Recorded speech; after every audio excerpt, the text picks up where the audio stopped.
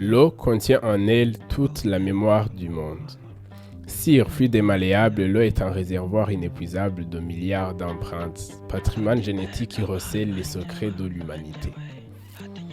L'eau, par son être même, évoque le cosmos, elle réfléchit l'univers, elle renvoie à cette totalité à laquelle elle appartient.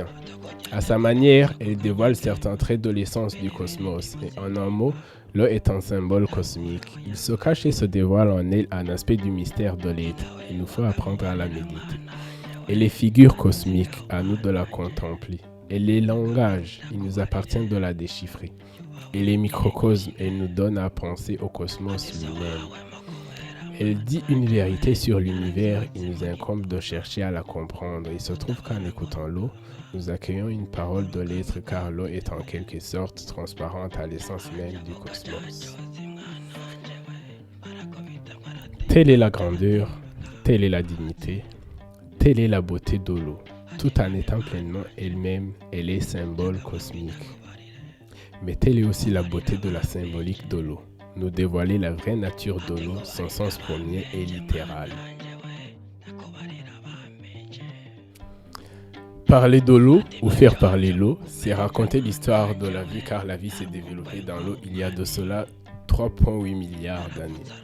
Et la vie nous quittera cette matrice aqueuse et quasi premier foyer qui est très tardivement, je pense vers 420 millions d'années. 90% de l'histoire de la vie s'est déroulée dans les eaux océaniques avant de regagner la terre ferme. En fait, laisser l'eau s'exprimer, c'est tendre l'oreille à un ancêtre pour qui l'histoire n'a aucun secret. Nous n'avons jamais quitté l'eau, nous l'avons enfermée à nous. C'est la citation du grand biologiste et océanographe Boukhar Diouf.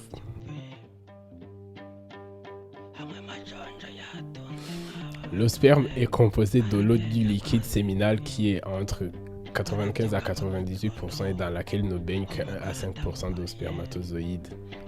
L'ovule, quant à elle, c'est 60 à 70% d'eau et nage dans le liquide folliculaire. La rencontre des deux est favorisée par la sécrétion vaginale, donc la cyprine, et tantôt en fonction des gens, par la salive, par un peu de salive, en fonction des gens. Et une fois la rencontre faite, des deux, donc une fois la fécondation faite, nous passons les 9 premiers mois de notre vie dans le liquide amniotique, une sorte d'océan ou de mer au sein de notre mère. À la naissance, nous naissons avec 75% d'eau de notre poids.